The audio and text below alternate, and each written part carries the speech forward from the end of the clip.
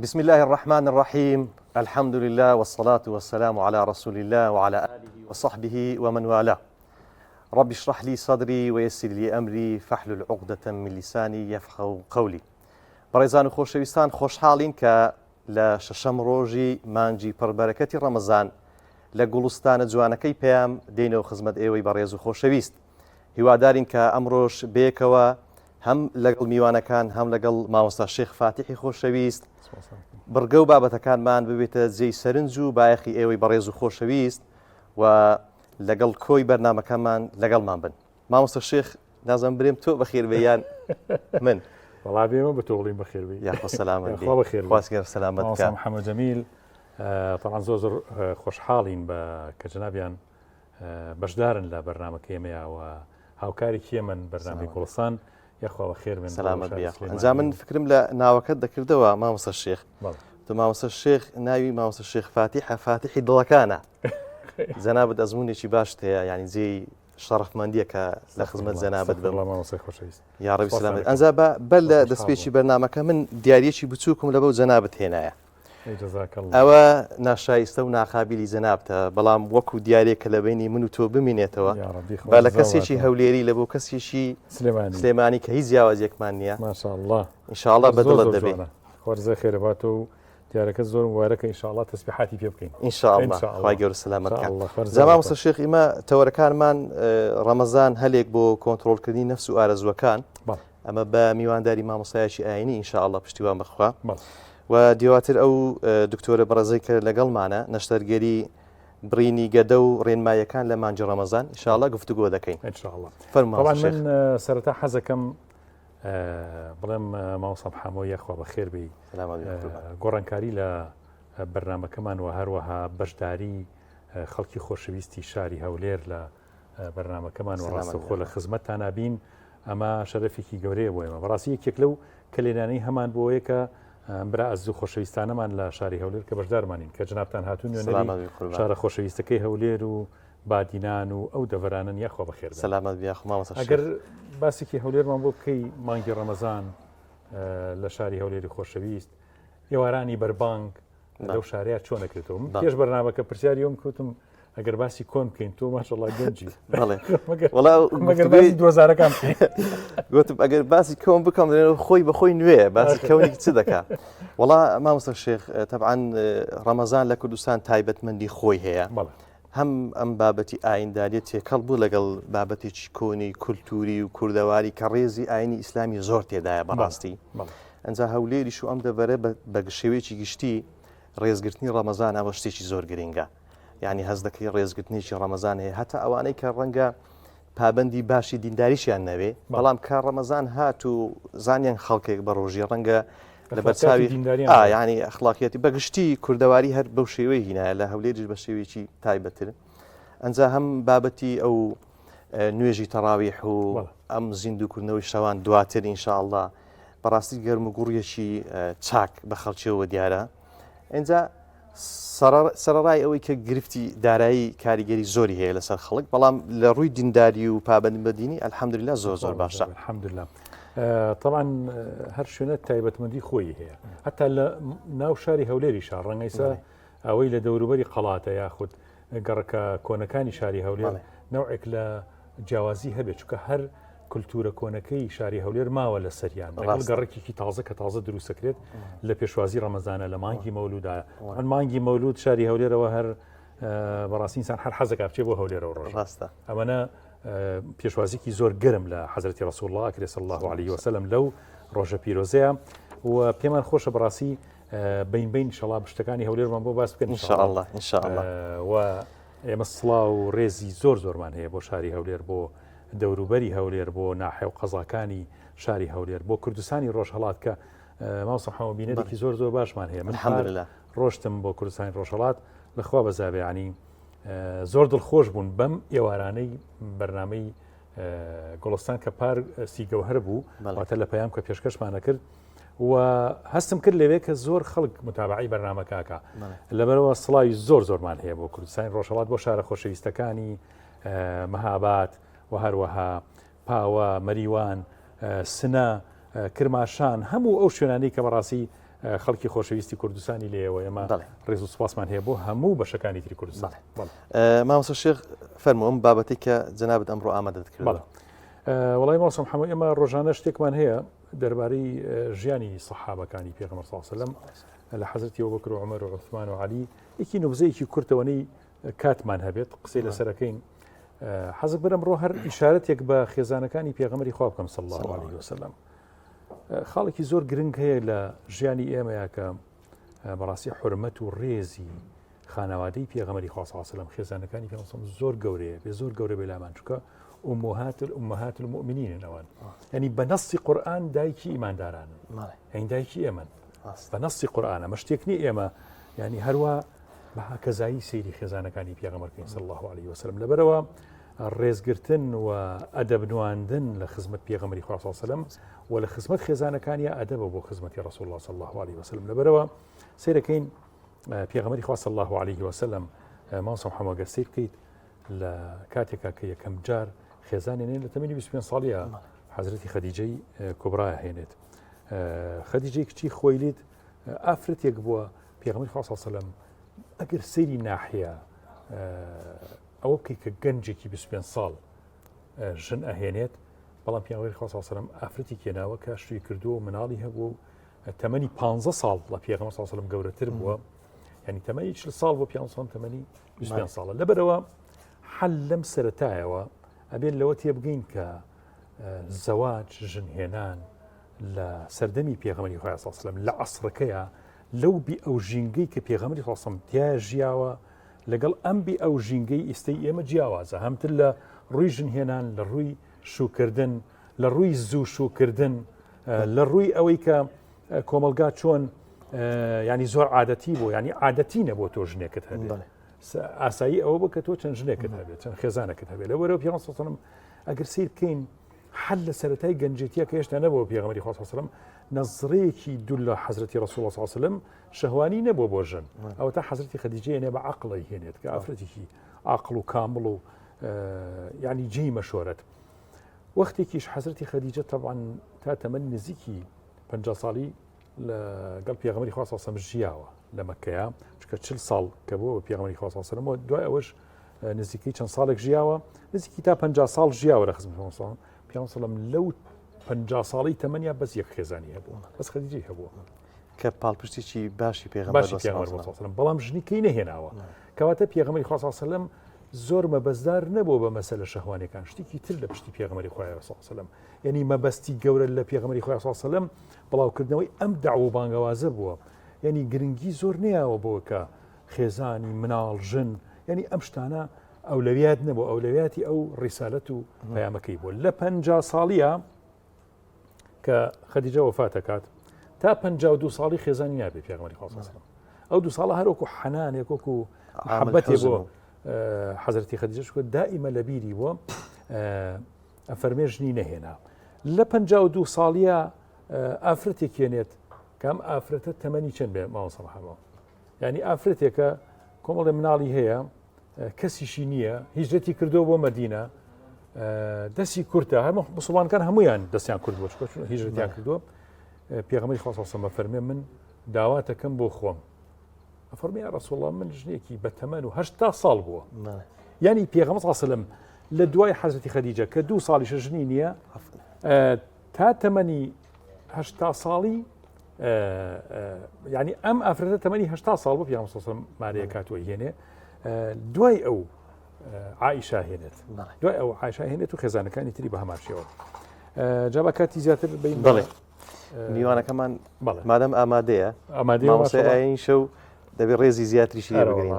ئەبمان تا یەکسەر فەرمووە بەڵێ ڕاستە لە خزمەتی مامۆستا ئەحمەد خامیشی دەبین کە بابەتەکەمان ڕەمەزانە هەلێک بۆ کۆنتڕۆڵکردنی نەفس و ئارەزوەکان بەڵێ فەرموو مامۆستا گیان فەرموون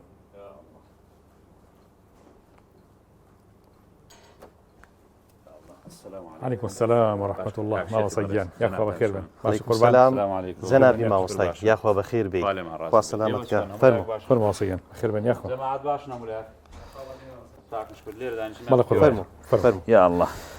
بخير بيا خالي مع رازي بي ان شاء الله مامۆستا یاخوا بەخێر بی ايوش بخير لەبەر گوڵستانەکەی پێیان زۆر سپاسان دەکەم بەخێر بی یا یاخوا. خوا هەر لە خۆشی و گوڵدابن ان شاء الله سەلامەت بی یاخوا.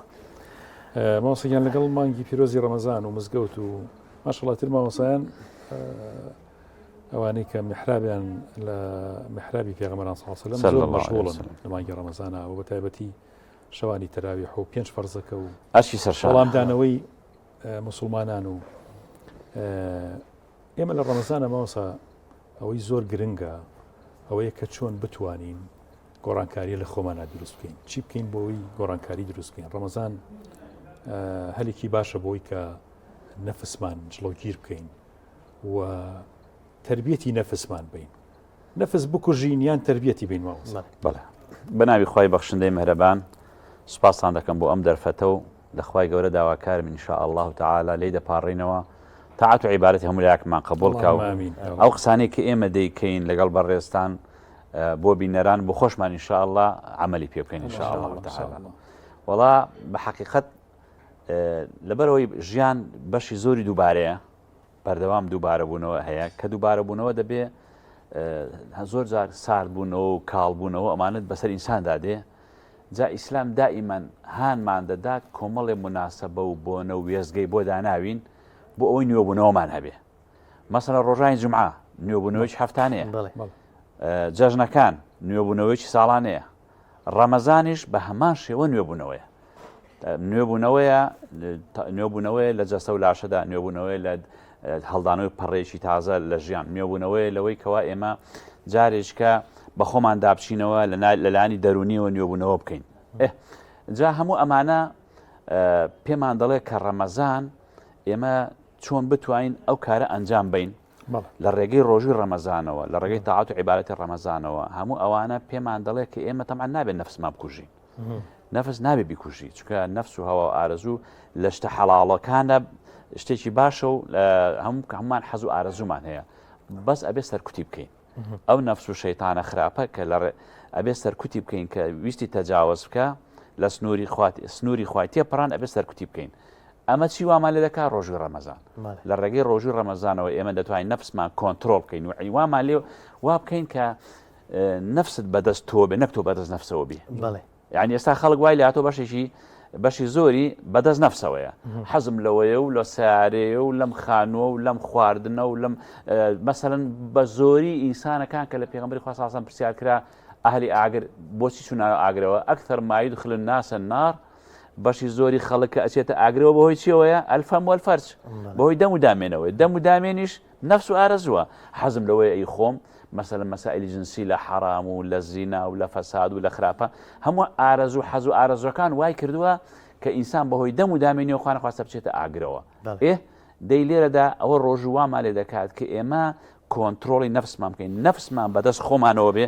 نەک ئێمە بەدەست نەفسەوە بین و نەفس و شەیتانی یاریمان پێ بکات و گەمە و گاڵتەمان پێ بکات بەڕاستی ڕۆژوو نیعمەتێکی زۆر گەورەیە کە وا لە ئینسان دەکات کۆنتترۆڵی خۆی بکات چونکە ئەو خۆزعی کە دەیبینی خەڵک بەعام دیکتاتۆری و سنوور بەزاندن و خیانەت و گەندەڵی و هەم تەماع و هەمووی نەفسەوە لە ئینسان دەکات ڕۆژوو پێت دەڵێ سنوورێکت بۆ دادەنێ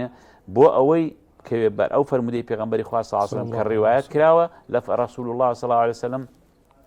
لا يؤمن أحدكم حتى يكون هواه تبعا لما جئت به ئیمانتان تەواو نییە ئەگەر بە زاهیری حەدیثەکە فەرمی هەر ئیمانتان نییە بەڵام علما فەرمی ئیمانتان تەواو نییە هەتا ئەوەی من هێنامە هەوا و ئارەزوەکانتان وەکو ئەوە نەبێت کە من هێنامە یعنی ئێمە دەبێ حەز و ئارەزوەکانی خۆمان لەگەڵ دینی ئیسلام بگونجێنی لەگەڵ شەرع نەک شەرع لەگەڵ خۆمان بگونجێنی یعنی ئای وایە بخۆی دەی شەرعێنێ نا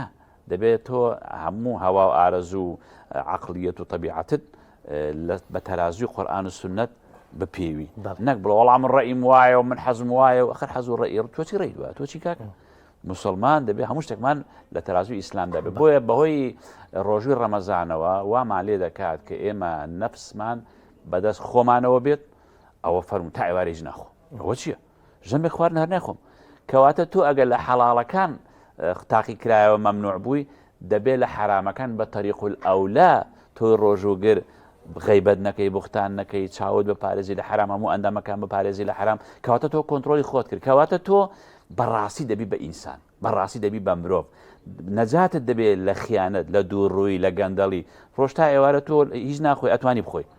چیشی ئاگەی لێ نییە بەڵام ناخۆی کەواتە تۆ لە دووڕووی ڕزگار بوو ئێستا کێشەی ئەم زروفەی ئێمە چییە کە ژیانی لێ کردوین بەژان دووڕووی گەندەڵی خیانەت یانی وای لێت خەرگەسی قەت بە کەس نەمێنێ ڕۆژوو فێرمان دەکات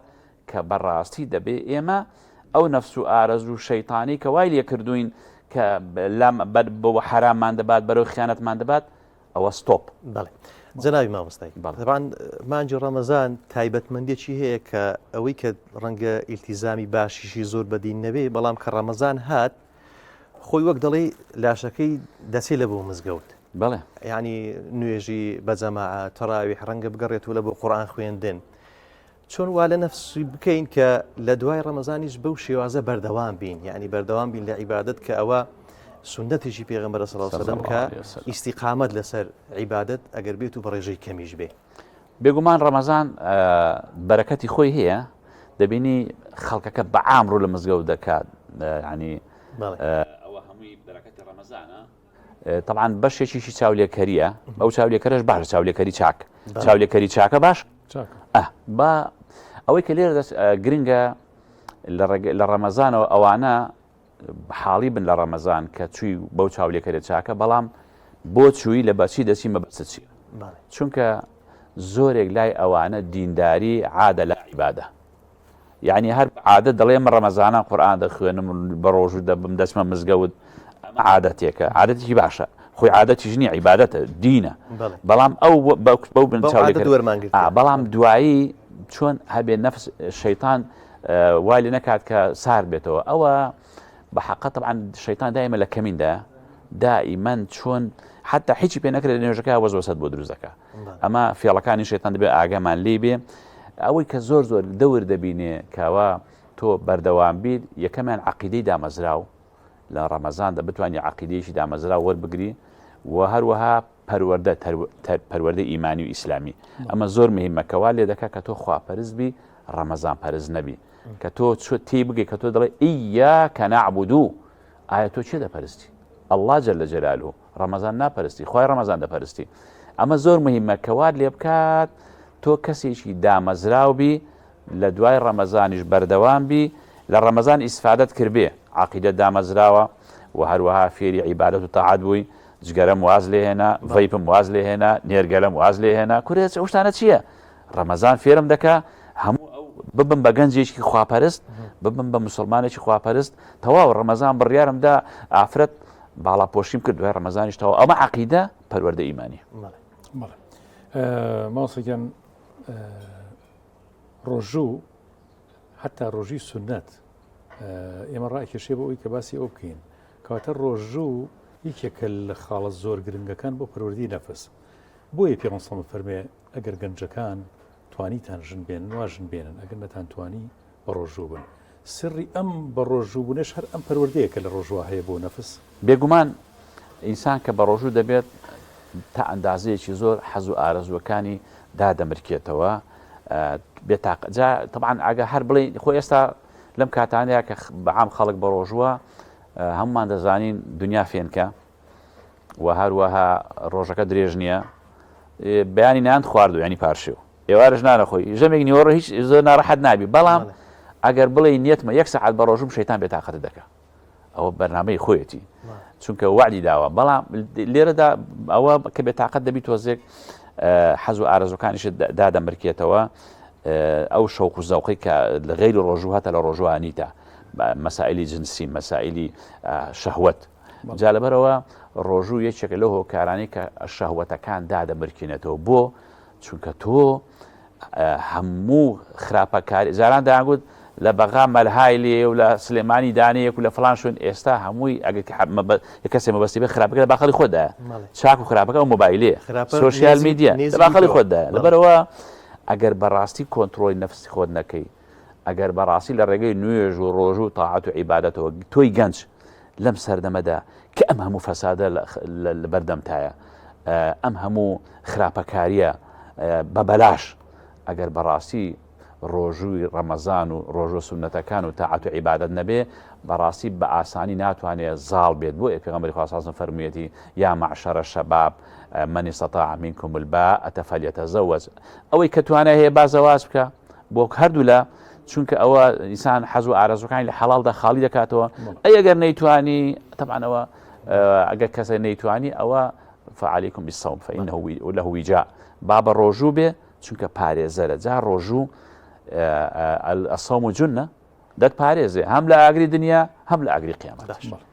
جەنابی مامۆستا کەواتە لە ڕەمەزان لەومان بەدەردەکەوی یان لە کاتی بەڕۆژوو بوون کە ئەم تەسکیەی نەفسە ئەم خۆچاک و پاکردنە ئەوەندەش قوڕز نییە ئەگەر ئینسان عەزیمەتی هەبێ و دینداریەکی تێدا بێ. یعنی ڕۆژووی ڕەمەزان خەڵکانێک دەبینی جاری وا هەیە چەند ڕۆژ مان دەگرێت لەبەر دەرگای کەسێک مان دەگرێت کە ئەو کەسە مسلمانیش نییە و هانای بۆ دەبا یعنی مان دەگرێت و هیچ ناخوا لەبەر دەرگای کافر و بێ باوەڕ کە لە شەرعیشدا باش نییە و دروست نییە کە بێت حاڵت خۆ کوشتن تۆ یعنی یەک ژەم نان ناخۆی وەکو باسمان کرد ئەو ژەمەش کە نان ناخۆی جارێ هەر ئەمە لانی هەرچەند ئێمە بۆ ناکەین لەبەر سیحەتمان بەڵام سوم و تەسیحو یعنی ئەمڕۆ خەڵکی جیرۆدەی چی بووە جیرۆدەی ئەم چەوری و شەکرە و چەوری و زۆرخۆری و خۆشخۆری ئەو هەموو قەڵە و ئەو هەموو شتەی لێ ینی ئەمڕۆ قەڵەی بۆتە نەخۆشی سەردەم دەی ڕۆژوو هەم تەندروستیمان باش دەکە هەم دەروونمان باش دەکە هەم عەقیدەمان باش دەکە یعنی هیچ زەحمەتێکی تێدا نییە هیچ زەحمەتێکی چونکە هەر شتێک زەحمەتیا بێ شریعەتی ئیسلام فەرزی ناکە خوای گەورە فەرزی نەکردووە ئەنجا خوار لەسەر قەومی ئێمەش نەبووە لەسەر هەموو ئومەتەکان ڕۆژوو فەرز بوو وەکو نوێژ و ڕۆژوو چونکە هەر شتێک خوای گەورە طبعا هو أعلم بكم هەر شتێک بۆ ئێمە باش بێ فەرزی کردووە هەر شتێک بۆ ئێمە خراپ بێ حرامی کردووە خۆ نەبێ خوای گەورە ئیشی بەوە بێ ئێمە خۆمان برسیکەین و تینوکەین نا لعلكم تتقون نەیفەرمووە لعلكم تجوعون لعلكم تظمؤون بۆ ئەوەی بتینوتان بێ بۆ ئەوەی برسیت نابێ خۆ عقوبەمان نادا نەعوذ بالله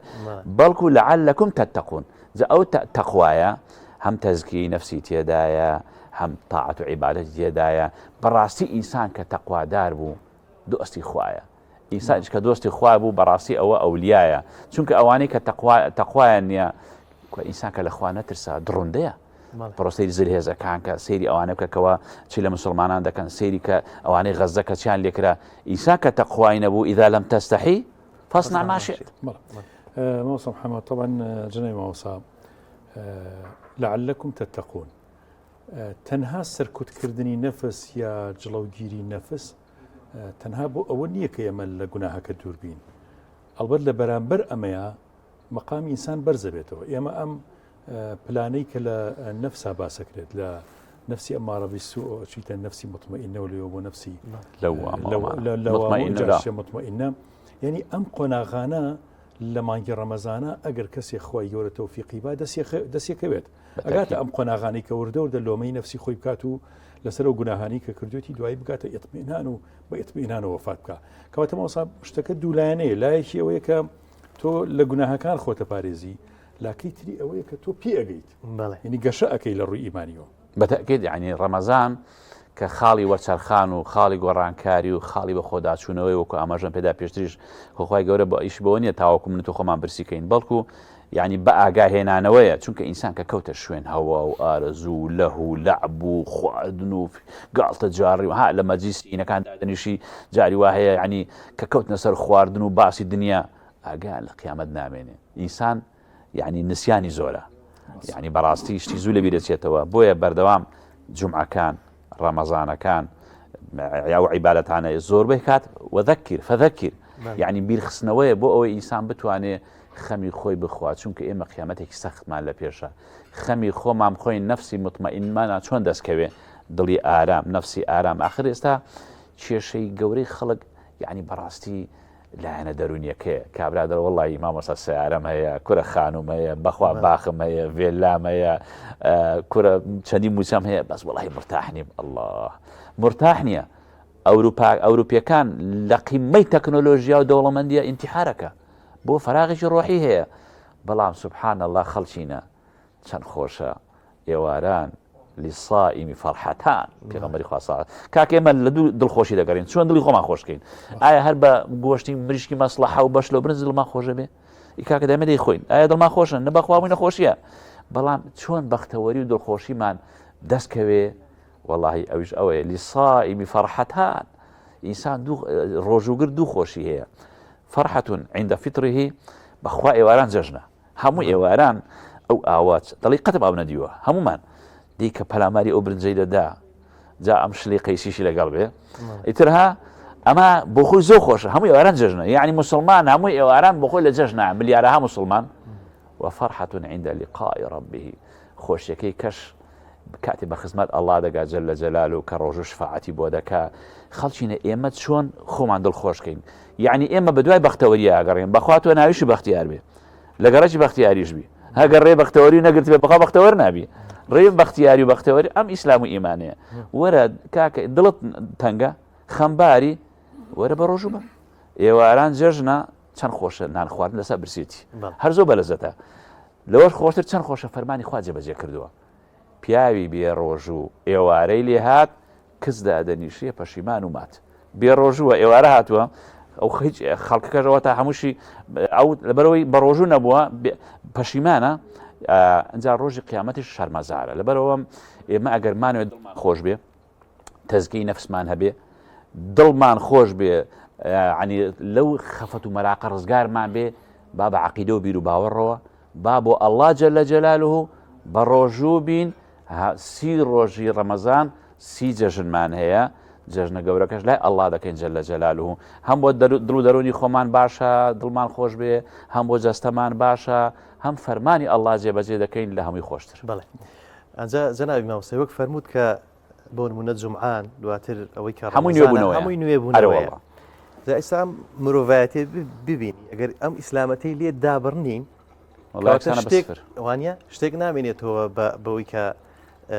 هەروکە ئەوروپا باسمان کرد لە لووتکەی تەکنۆلۆژیا و پێشکەوتن و خواردن و یعنی ئێستا ئەوان هیچیان بەدەست نییە نازان چۆن دڵی خۆیان خۆشکەن چ دەکەن لە فەیسبوک بینیتانە کۆمەڵێک لەم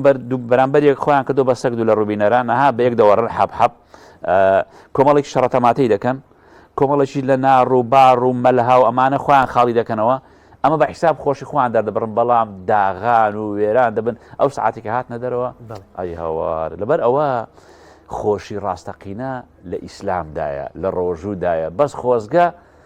بە قەناعەتەوە بە عەقیدەوە تێی بگەیشتیایە ئەو نوێژە چەند خۆشە ئەو ڕۆژوە چەند خۆشە یعنی ئیسلام ئەو پەڕی ئازادیە ئەو پەڕی بەختەوەریە ئەو پەڕی ئینسانیەتە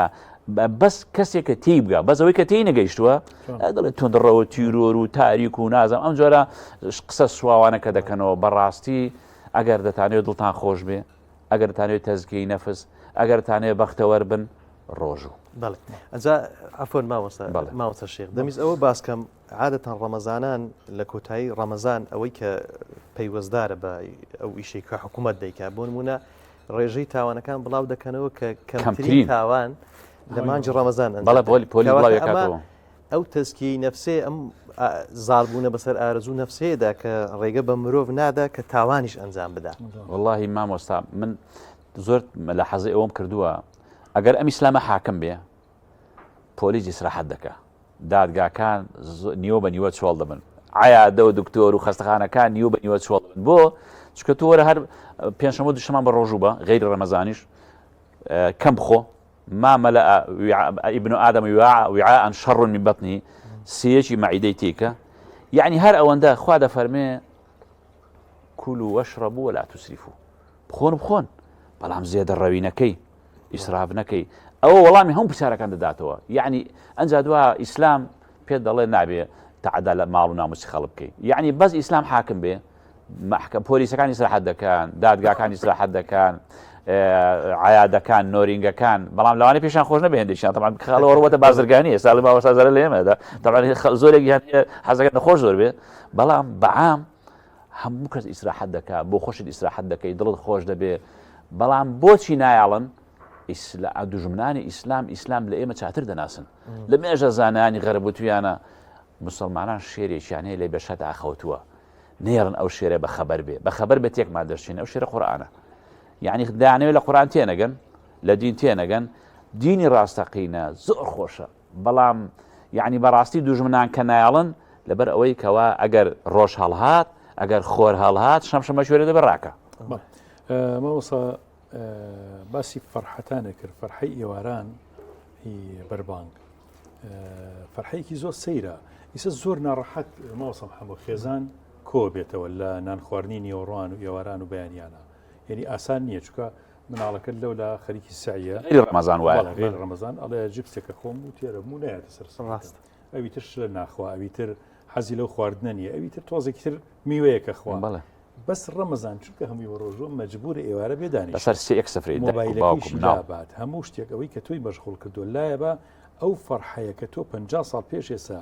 خێزانە ئیماندارەکان هەیان بۆ 100 ساڵ پێش ئێستا هەیان ڕێک ئەگەڕێتەوە بۆ شوێنی خۆی یعنی ئەوەیش ئێستا سوۆسیال میدیا بۆچی کات خۆی دایان ناوە بۆ ئەوەی کەەوە ئەوان هەمووی هەرێکی لە ژوورێکە خێزانی ئەوروپی بۆی هەر نەبێ مادام کۆ نابنەوە با بە سوۆسیال میدیا کۆ بنەوە ئەمە بۆ ئەوە دانراوە خۆی شەبەکەیە تۆ لەبەرەوە ئێستا عنیان ئێواران هەمووی کە برسیە دایک و باوک مناڵەکان کوڕکچەکان هەمویان پێکەوە نانێکی زۆر بە تام و چێژ دەخۆن من بەڕاستی بێژگە لەو فەرحەیەش یعنی کە سەرنجی ئەوە دەدەم خەڵک بەعام تووشی خەمۆکی و قەلەق و ڕاڕایی بووە تووشی خەمباری بووە وەڵڵاهی چارەسەرەکە ڕۆژ و ئەم ئیسلام و ئیمانەیە بەڵام قەدری زێر لای زێڕنگ بێرە قەدری زەر زارگەر شوناسیت قەدری گەوهەر گەوهەری بەڵێ ئەنجام مامۆستا ئەو بابەتێکی کە میز باسی بکەم لەگەڵ جەنابەت و لە بۆ بینەرانی ڕوونی بکەیەوە کاتێک مسلمانێک بە ڕۆژوو دەبێ هەست بە چەند ئازارێک دەکە کە خەڵکی دیکە هەیەە بۆ نمونە کە برسی بوو نەفسی خۆی گرتەوە لەم خواردنا هەست بە خەڵکی هەژار دەکا کاتێک ئارەزووچکەی تێنەپەڕان هەست بەوە دەکا کە خەڵکی دیکە ناڕەحەتە ئەمەش نابێتە قوتابخانەیەک ئەم ڕەمەزانە قوتابخانەیە بۆ ئەوەی نەفسمان ڕابین لەسەر هەندێک شت کە بۆ نمونە ئەمە 12 سوعاتێک نان ناخۆین خەڵکی هەیە ڕەنگە بە مانگ نەتوانێ خواردنێکی باش بخوا ئەگەر باسی حکمت و سوودەکانی ڕۆژوو بکەین بە بەرنامێک و دوو بەرنامە تەواو نابێت بێگومان یعنی سەیدنا یوسف سەلامی خوای لەسەر بێ زۆر بە ڕۆژوو دەبوو وتیان قوربان تۆز ئەوەندە وەزیری دارایی و ها دەسەڵات هەموو لە بەردەست خۆیدا بوو کۆرە بۆنە بە ڕۆژبی فەری با لەگەڵ ئازاری هەژارەکاندا بژیم حەز بە بەستێتکە هەموو قەدیمان وتوانە تێراگای لە برسینە فیعلەن ڕاشە من بخۆم تێرم ئاگام لە تۆ نییە لەبەر ئەوە ڕۆژووە پێمان دەڵێ ئازاری برسێتی قطع الأعناق لا قطع الأرزاق يعني پێمان دەڵێ دەسەڵاتدارەکان ئەی ئەوانەی خەڵک برسی دەکەن ئەی ئەوانەی موسەی خەڵک نادەن ئەی ئەوانەی مەسەلەن خەڵکیان بە خەیاڵدا نایە بازرگانی بە خەڵکەوە دەکەن بزانن تۆ بۆ خۆت تێری بەڵام ئەو خەڵکە داماوە تۆ بەهۆی ئەو خەڵکەوە بووی بەو شتە یعنی بەڕاستی ڕۆژوو ئەوەندە حکمت و فەلسەفەی تێدایە کە تۆ لەگەڵ ئازاری برسیەکان بژی وەکو خەڵک بژی جا سەرکردەی ڕاستەقینەوا بووە یعنی پێغەمبەری خوا صلی الله علیه و سلم هەموو بیستوتانە کە جارێکیان کە چۆ دەرەوە لە کاتێکی ناوەخدا بوو بینی ئەبوو بەکر و عومەریش ئەوە لە مزگەوتن و وەک کاتێکی ناوەختە بڵێن بۆ منە سەعات 1 و 2 پاژنەوە ڕۆیە گەرمایە لەو عەرەبستانە پێغەمبەر صلی الله علیه و سلم فەرمووی ئەوە ئێوە بۆچی هاتوونە دەرەوەتی وەڵاهی لە برسان وتیان ئەی ڕەسوولی خوا ئەی تۆ بۆچی هاتی وتی وەڵاهی فوالذي بعثني بالحق أخرجني الذي أخرجكما وتي بو كسي مني بحق ناردو أو إيوه هنا وتدري هر أوش مني هنا وتدري حاوج لبرسان خو هموشان بنا معلبون دولة من بون كات بلا ميان بخشيوه أنجا چون بمالي أبي هيثمي أنصاري لو تيريا خوار لخرما خوشكو دواي حيوانشي بو صبرينو أنجا دواي فرموي ديش سباسي خواكم وتاي شي ئێوتیە برسێتی هاتن بۆ ئێستا بەتێریە گەڕێنەوە لەبەرەوە بەڕاستی ئینسان کە حەز بە برسێتی بکات حەز بە ئازاری خەڵک بکات دەزانێت ئازاری برسێتی ئەو کاتە بە خەم خەڵکەوە دەبێت و ڕزقی خەڵک ناخوات و تەماع لە ماڵ و ناموسی خەڵک ناکە مامۆستاگیانێمە زۆر عەزیزی جانبووە خۆی گەورە پاداشت باتەوە چکە عەزیدانی ئێوە زۆر قورسە مامۆستا چکە لە مزگەوتانەکەین لە بینی دوو نوێژان نوێژی مەغریب و نوێژی عەسر خواپەداشتان باتەوە ئینشاءالله نییە کاکشە بەنسبەت ئێمە ئەوەی بەلامانەوە هەبێ خۆی داوا هەیە و داوەت هەیە ئێمە داواکە بەلامانەوە مهمە داوەت بەلامانەوە مهم بانگەواز ئەچی سەرشانمانە هیچ بنەتی نییە ئێمە سپاسی ئەوە دەکەین کە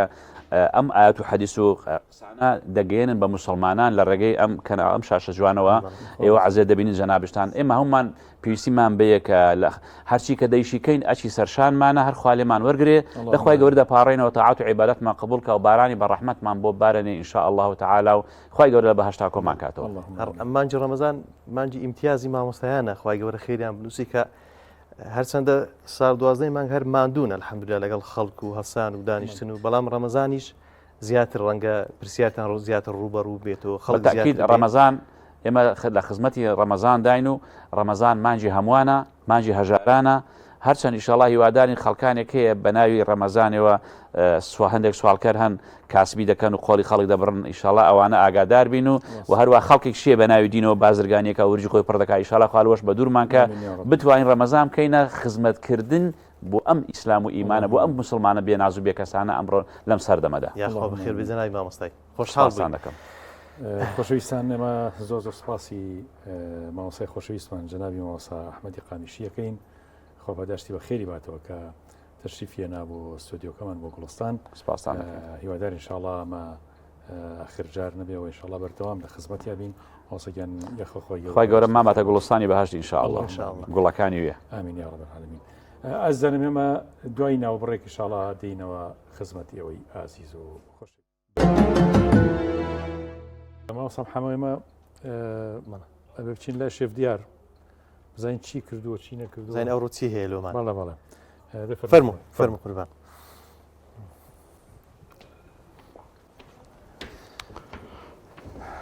شێف دیاریان سەلام عەلەیکم. عەلەیکم السەلام بەخێر بێن یاخوا چاو باوەڵە ناوەڕاستمان دەبێ ئارێ وەڵڵا بەخێر بێن مامۆستا شێخ جگەشی گۆڕی ئەوڕۆوانە بەڵێ بەڵێ پیرۆز بێ سەلام بیاخوا هەدی کاک شێخ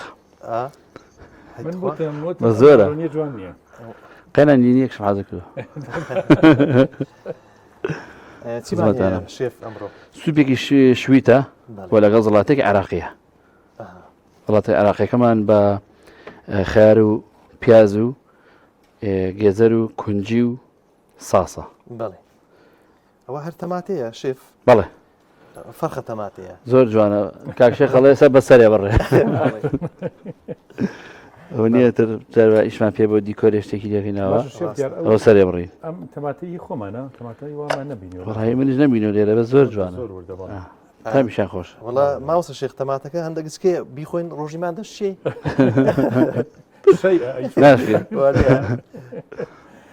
ئەم زەڵاتەیە چیەکە شێف دیارەمە ئەمە زەڵاتەیەکی عێراقیە بەڵێ بە کونجی بە ساس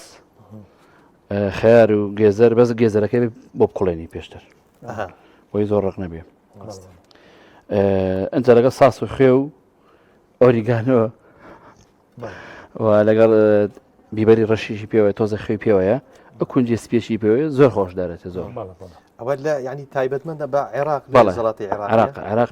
زەڵاتەکانی کەمترین شێوە وردەگات هاي زیاتر گەورەیە ڕاست بەڵێ بەڵێ ئەی سۆبەکەمان چییە؟ ئەم سوپەمان ئەمە سوپێکی شویتە بە شیر و بە ئاردی گەرمە شامیە کرێ شوید بۆچی زۆر شت خۆشەکە شێف دیارە بۆنی خۆشە شوید وڵی بۆ هەموو شتێکە بێ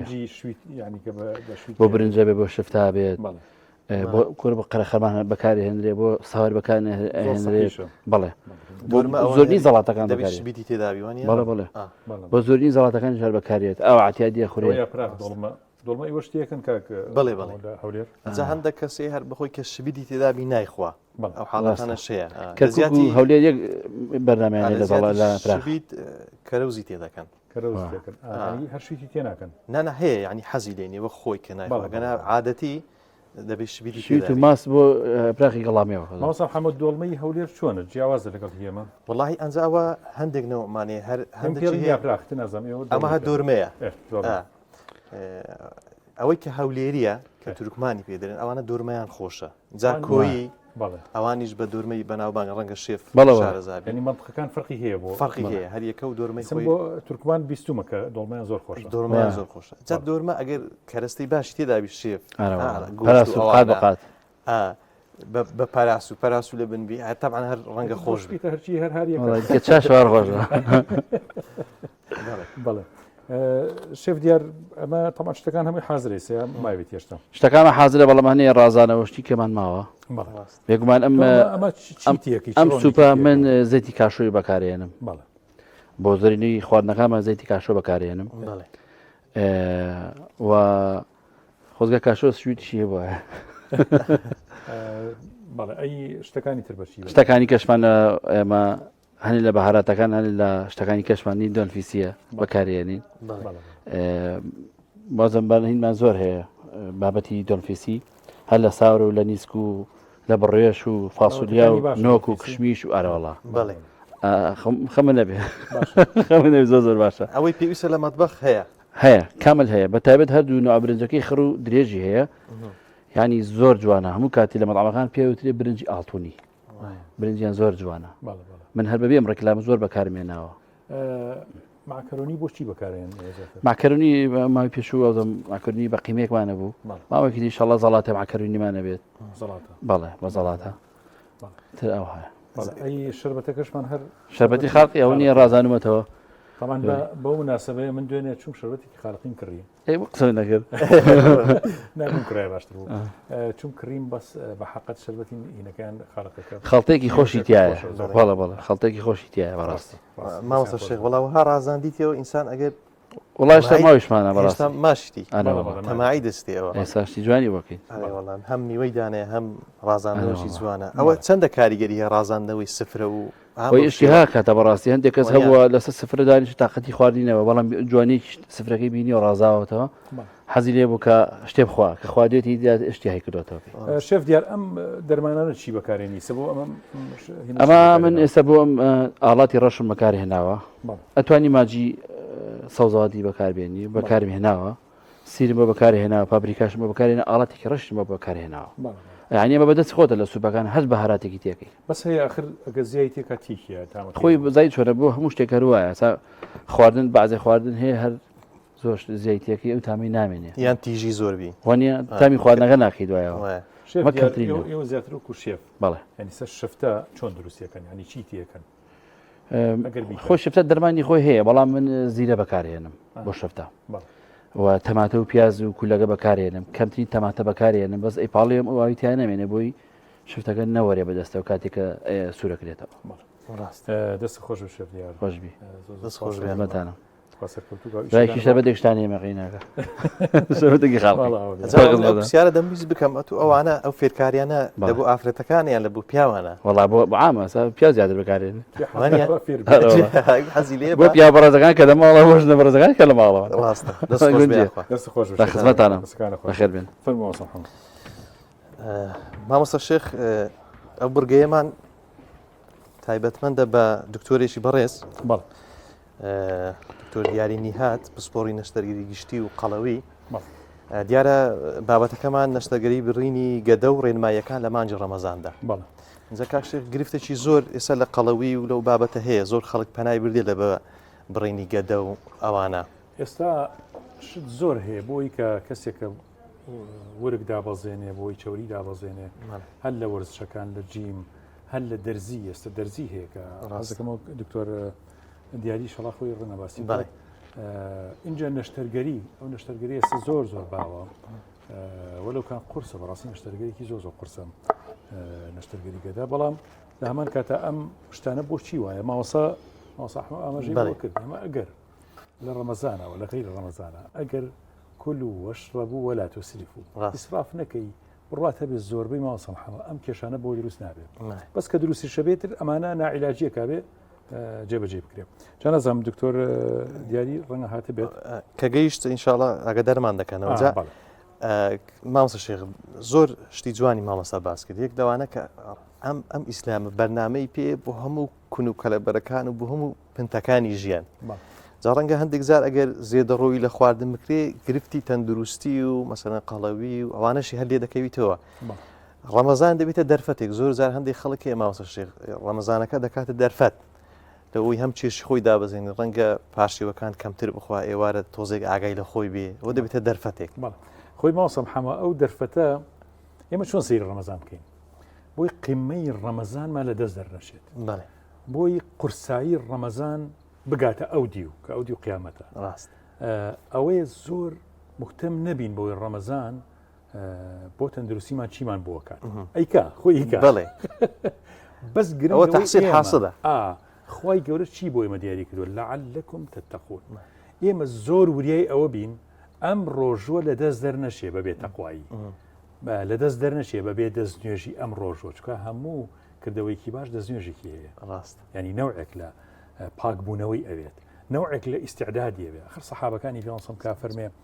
6 مانگ پێش مانگی ڕەمەزان اللهم بلغنا ڕەمەزان ئەڵبەشتی کەم بۆ حاضر کردووە ماوەسا حەمەتۆ سەفەرێکی بۆ دەرەوەی وڵات پێشەوە بە 2 هەفتە جار وایە ڤیزەی وڵاتە زۆر درەنگێتەوە خۆت حاضرەکەی ڤیزەکە ئەبەی جل چی بەرم باشە خواردن چی بەرەمیان ئامادەکاری چی بەرەمجا لێرە ئیجازە بکەم چۆن ئیشەکانی ئێرەم ڕێخم بۆی بتوانم ئەو مدەتە لێرەکە نیم ئەی باش ئێمە چی ئیسعدادێکی ڕۆحیمان هەیە بۆ مانگی ڕەمەزان یعنی ئەم ئیسعدادی ئێمە ئێستا ئەوە لە 6 ڕەمەزانەی هێشتا هەر سەرەتایە ڕاست ئەتوانی لەگەر ئیسعدادەکەشمان نەبێت دەست پێ بکەین بەڕاستی چونکە بەڕاستی مشوارون طویل زۆر مدەتێکی باشمان لە بەردەسایە بە تایبەتی هەڵزنان بە کێوە نورانیەکەی شەوانی قەدرا ڕاستی پشتێنی بەقوتیەوێت ئەژنۆی باشیەوێت هێزی معنەوی بەقوتیەوێت کە سەرکەوی لەبەرەوە لە ئیستەوە ئەبێ خۆمانی بۆ حاضرکەین ئیتر ئەمەی کە بڵین من نوێژەکەم ئایا حکمەتی ئەم نوێژە چیم دەسەکەوێت لە ڕووی تەندروستی و زۆر خەیاڵی نینە خۆ هەر دەسمانەکەوێت ئەو جناو باسێکی ئەم باسێکین مامۆسایان باسێکن یا دکتۆرەکان باسێکن کە لە ڕووی تەندروستی و چی سوودێک بە ئینسانەکە بەڵام و ئیجهە نەزەری ئینسانی ایماندار زۆر ئەم بابەتە نییە حتا زۆر جار ئەگەر زانست ئەوەی سەلماند هەرچەند سەلماندنی زانستی زۆر قورسە یعنی حقائقی علمی زۆر درەنگ عیلمەگاتە بە حقائقی علمی هەموو علم سەر فەرەزیات و لەسەر بردۆزە دامەزراوە ئەمڕۆ ڕۆژێ باسی ئەوم کردم ئەمڕۆ علم ئەی سەلمێنە کە بڵین خوێ زەخت بەرزەکاتەوە ینی زەرری هەیە بۆ ئینسان ڕەنگە 50 ساڵی کەس سوودی خوێ دەرکەوێت کە سوودێکی زۆری هەیە ئەوەی زەرری هەبووە مادەیەکی تر کە ئەبێ تەنظیمی ئەو شتەی تر بکرێت مەبەستم لێرە ئەوەیە حقائقی علمی درەنگ ئێمە ئەگەین بە حقائقی علمی وەکو بەشەر بەڵام ئەوەی کە خۆی گەورە خۆی نازڵی کردو لە قورئانە ئەوەی پێغەمبەری خوا صلی الله بۆی دەستنیشان کردین و ما ينطق عن الهوى إن هو إلا وحي يوحى هیچ گومانێکی تیانی لەبەرەوە یەک زەڕە ئێمە چاوەڕوانی زانست ناکەین شتێکی باشمان لەسەر ڕۆژ و حقیقەتێکمان لەسەر خوا لەسەر قیامەت ینی باسێکمان لەسەرەوە بۆ بکات چونکە هیچ چاوەڕوانێکمان لەو نییە ئێمە پێش زانست کە زانست زۆر بچووکە پێش زانست عقیدەکەمان و قورئان و سنەتی پێغەمبەری بۆ دیاری کردوین زۆر بابەتیشێ مامۆستا شێخ ڕەنگە معلومی جەنابەت بی کە شەرعزانان هەندێک بابەتێک کە لێکدانەوەی لۆ دەکەن کەمتر دەستنە لای ئەو سوودە دنیاییە ڕەنگە هەندێک جار لە بۆ هاندانێک بەڵێ ئێستا بۆ منە ڕەمەزانە کاتێک لە بۆ هاندانی هەندێک خەڵک کە گرفتی خەڵەوی هەیە ڕەنگە باز بکەین کەەوە ڕۆژوبوون سوودە تەندروستی هەیە بەڵام وەک جەنابەت فەرموود ئەوەی کە بەڕاستی دینداری دەکا زۆر بەو لایە دنیاەدا نییە کە سوودی چیە و چیم پێ دەگەینە و لە ڕووی جەستەویەوە چیم لێ دێ مێشکەی لە لای قازانجە قیامەتەکە مەبەستەکە ئەوە ئێستا ڕۆژێکیان دکتۆرێکمان بان کرد بۆیە کە باسی ئەوەی کرد کە ڕۆژووی داودی خەریکە علم پێگا کە ئەم ڕۆژووی داودیە ضرورە بۆ ئینسان خەریکە زانست دەگاتەوە ئەڵێ ڕۆژی ناڕۆژێتەوە بە ڕۆژووە من ڕۆژان نابێ بۆ بیر بکەم و بڵم وەڵی مادەم ئیسفادە علمی هەیە با بە ڕۆژم چکە چەکەیم دەست تۆ هەر قەناعەت نیەتەکە دەبێت نیەتەکەت ئەبێ بەس خاڵیسان لەبەر خۆی گەورە بێت و ئەوە نەبێت کە لەبەر ڕۆژۆکە کە وەکو دکتۆر محەممەد جەباری وتی خەریکە زانست پێگا خۆمەشتێکی باشە پێگات بەڵام نیەتە گەورەکەی ئینسان خۆمان لە بیرمان نەشێتەوە کە ئەم نیەتە چۆن بیپارێزین چۆن لە شوێنی خۆیان بمێنێتەوە ڕاستە جاوە زۆر گرنگکە وەکو هاندانی قیامەتی جا وەکو ئەوەی باست کرد بە درێژایی مرۆڤایەتیش ئەوەی کە هاندانی قیامەتیە ئەوە زیاتر پاڵ بە مرۆڤەکان وەدنێ بەرەو لای ئیسلامەتی و دینداری بێت نەک ئەوەی کە دەستکەوتی مادێت چکە زۆر جاریش ڕەنگە زانست وەکو پزیشکی گەیشت بێتە حاڵەتێک بەڵام کەسەکە کە لە ژیانی واقعیدا نەیدیت ڕەنگە بڕوای پێنەمێنێ بەڵام کاتێک کە شتێک بۆ قیامەتی جەهاندانەکە زیاترە ئەوەی کە باست کرد نزیک دەبینەوە بۆ من لە شەوانی قەدر کەسێک کە خۆی مادی دەکا ئەیخۆ کەسی نەدیتە کە ئەو ئەجرەی وەرگرتبی بەڵام ئەوەی لە شەرع هەیە و لە قورئان و لە فەرمایشتەکانی پێغەمبەر صلی الله علیه و سلم هانیدایە بۆەوەی کە بەردەوامی لەو زۆرە دینداریەک ماصل حما هەر قورئان کە فەرمێ إن الله اشترى من المؤمنين أنفسهم وأموالهم بأن لهم الجنة يعني ئەگەر ئینسان بەدامەزراوی بەقوڵی پەروەردە بوو بەم ئیمان و بەم خەسائیسە ئیمانیانە ئەو وەختە زۆر ئاساییە کە ڕۆحیە بەخشێت لە پێناوی خوا اینجا ماڵیە بەخشێت چونکە ئینسان کە نەیتوانی ڕۆح بەخشێ ناشتوانێت ماڵ بەخشێ ینی مەرحەلەی دوو هەموو ماڵ بەخشین بەس ڕۆح زۆر قورسە ینی زۆر زەحمەتە بەڕاستی ئەو سەحابانی پێغەمبەر کە گیانیان بەخشیوە ئەو موسڵمانانی کە لە غەزەیە ینی پار تا ئەم ساڵیش تا ئێستاش ینی ئەو گیانبەخشی لەوان نابینرا بەڕاستی ئەگەر ئیمان ئەمە دروست نەکات چی دروستیەکە لەبەرەوە وەختێ مسلمانێک کە پەروەردا بێ بە حقایقی ئیمانی لەبەرەوە زۆر بە ئاسایی بە ڕۆژوە بێ ئەگەر سوودێکی هەبوو باشە سوودێکی دنیایی نەبوو سوودێکی صحی نەبوو گوێرێ نیە و مهمەوەیە کە بۆ قیامەت و بۆ خۆی بەڕۆژەوە بەڵێ زاو بابەتی ئەطعامەهم من جوع و ئامانەهم من خوف مەبەستمە لێرە ینی وەبیر خۆم و بیناران و بیسەرانش بێنمەوە ئێستا لە حاڵەتێک داین کە ڕەنگە بە ڕۆژوو بوون ئاسان بێ سانا بێ هەم وەرزەکەی هەمیش ئەم کەلوپەلانی کە لە بەردەستدان ڕەنگە حاڵەتێکی پێشتر هەبێ پێشینانمان کە زۆر قورس و زەحمەت بووە بابەتی بە ڕۆژوو بوون ئەنجا ئێستا دەرفەتە کە هەمومان بێکەوە ئەم بابەتە بقۆزینەوە بە تایبەتی ئەم مانگە لە بابەتی بە ڕۆژوو بوون خۆی گەورەی شەڵات لە هەموو لایەکی قوبڵکە و بتوانین بەڕاستی ڕەمەزانێکی زۆر پڕبەرەکەت ببینین و ماسەم حەمەسەیری ئەم دیمە لە جوانەی جیهانی ئیسلامی بکە نەکەر جیهانی ئیسلامی لە ڕۆژاوایە ینی خەڵکێک کە تازە مسلمانە بێ سیرەکە یەکسەریەت و ئیمانە هێنێت و یەکسەر بە ڕۆژوشە بێ جا نوکتێکی زۆر خۆشم هەیە لەسەرەوە ماوەسایەکی بەڕێز خۆ عەفیکە ئەسامری خۆی کردووە وتی پیاوێکی مەسیحی هات بۆ لامان وتی ئەمێ مسلمان بم بەڵێ وتی ئەو ڕۆژەش ڕۆژ ئەخیر ڕۆژی شەعبان بوو بەڵێ ئەخیر ڕۆژی شەعبان وتی مشتم کاکە گیان مسلمانە بی زۆر باشە بەس بیخەرە دوای ڕەمەزان بەڵێ وتی نەخێوتی ئەمەە ماشڵا ئیمانێکی بەقوتی وتی و سوعبەت پێم وت کاکە گیان یەکسەر بێ بەیانی 30 ڕۆژ بە ڕۆژوو بی وتی ئیگرم تی ماشڵا بەو ئیمانە بەقوتەوە هات و الحەمدوللا مسلمان بوو ڕاستە نازانم میوانەکەمان ئەگەر نەهات ئەگەر میوانەکەن هات بێ گفتوگویشی کە دەکەین لەسەر ئەو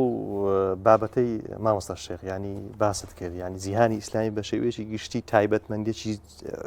تایبەتری تێدایە لە مانجی ڕەمەزان جا نموزەزی هەر مزگەوتەکانی خۆمان وەرگرین ینی هەر لە ئەو سەرسفرەیە کە لە مەغریبان لە ڕۆژوشکاندن هەیە گەورێ بچووکە هەمووی تێکەڵ دەبی دێتە نوێژی تەراوێح وانە مزگەوتەکان جممەیان دێ الحەمدوللا لە نوێژکردن ماوەیەکە دێ لە دەشەوی ئاخیری مزگەوتەکان بە هەمان شێوە خەڵ بکرێت هیچ بەبێ فشارکردنێک ئەنجا دێتەوە ئەو شعایرە گەورەی کە جەژنی تێدایە هەمووی دیمەنی زۆر سەرنجڕاکێشن کە مسلمانێتی ئەوە شعایرێکە کە ئەمە پێویستە شانازی پێوە بکەین بەڵێ هاتە بێت باسم میوانەکە بێنیاری وەڵە فەرم بەڵێ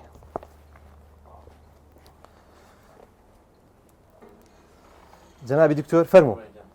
عليكم السلام ورحمة الله كاك دكتور بخير بيا أخوة كاك دكتور فرمو سپاسم لێ دانی مێڵە چۆ دەینێ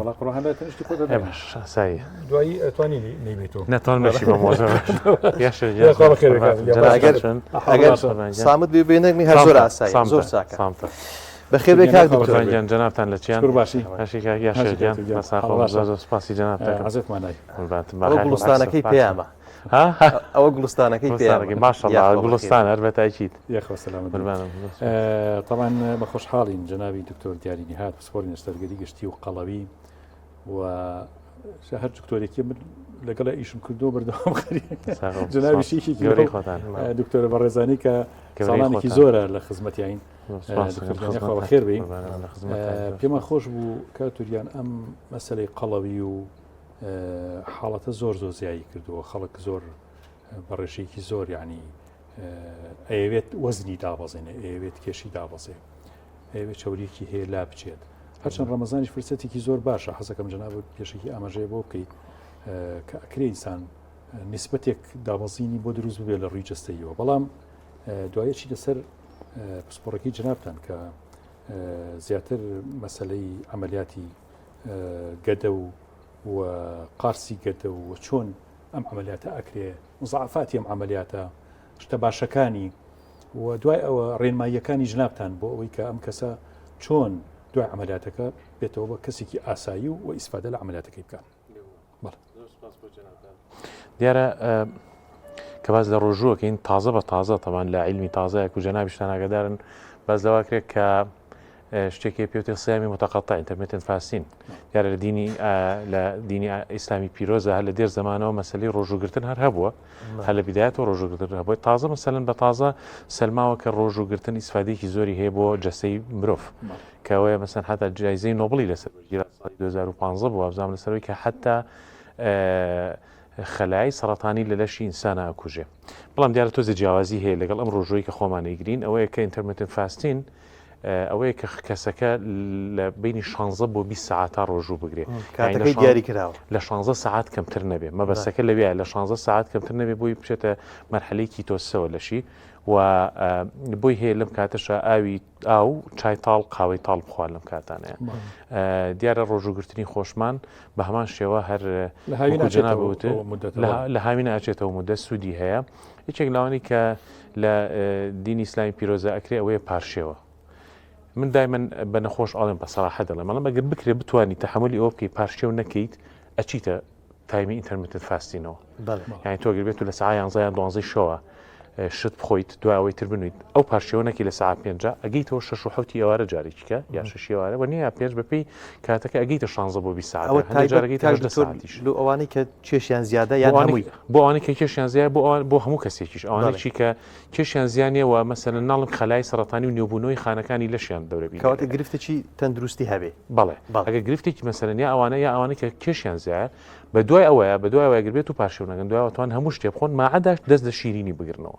دەست لە شیرینی بگرنەوە بێگومان و قسەکەی یا شێخ فەرمووی ئەتوانێت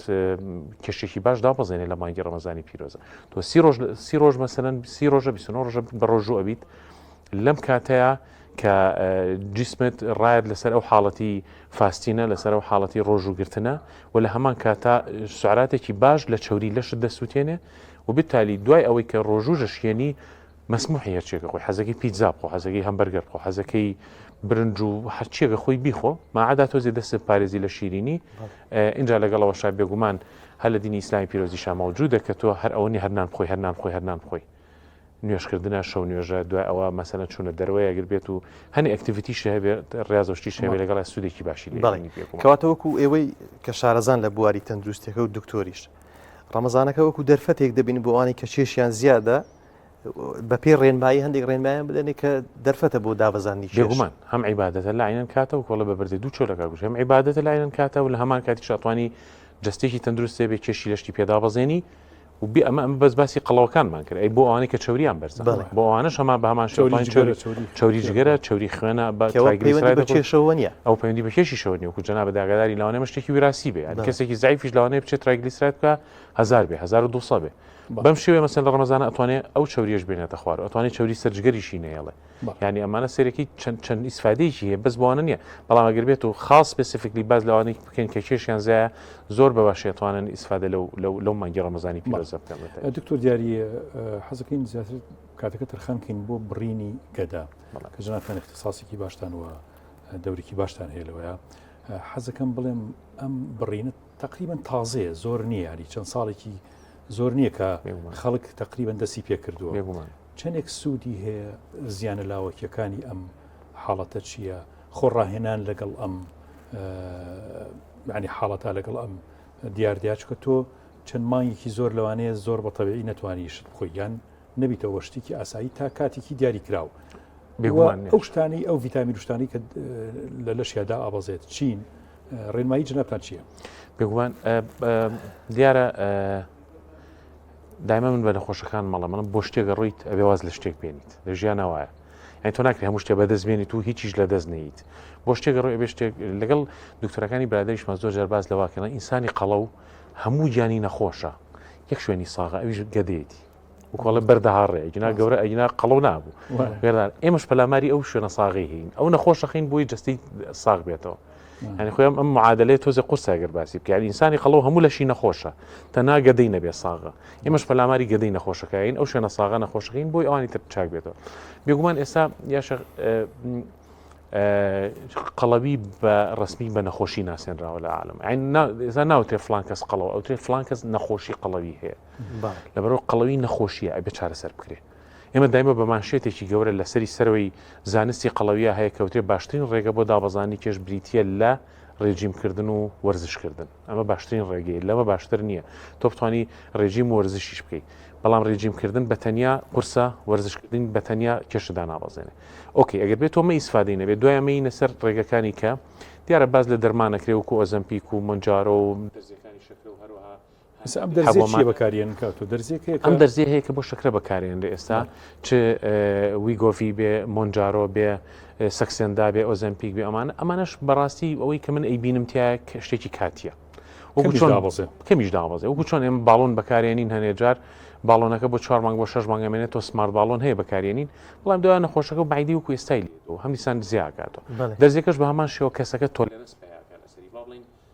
تاسیری بێت دوای تاسیری لەسەر نامێت هەیە 30 کیلۆ پێی داڕزێ هەیە 30 کیلۆ پێی داڕزێ کە نەخۆشی پەنکراسویان هەیە وەزەم نابێت ئەوەش نابێت بەکاری بێنن بێگومان ئەو کەسانی کە نەخۆشی غودەیان هەیە چکەم دەزیانە مەترسی توشبوون بە سەرەتانی غودەش زیاکەن لەبەرەوە نابێت بەکاربێنە حتا لەم ئەخیراگە جەنابتان ئاگادار بن تەقریرێکی لەسەر دەرچوو لە بەریتانیا 82 کەس گیانیان لەدەستا بەهۆی دەرزی ئۆزەمپیک و مۆنجارۆمە یعنی ئەمانەی تر ئایا تا چ حەدی ڕاستە بەڵام تۆ ئەگەر بێتە سەر ناحیە عیلمیەکی دوای ئەمان یەکسەرینە سەر نەشەرگەریەکانی قەڵەوی کە ئەویش بڕیتیە لە بڕینی گەدا یا گۆڕینی ڕاڕەوی گەدا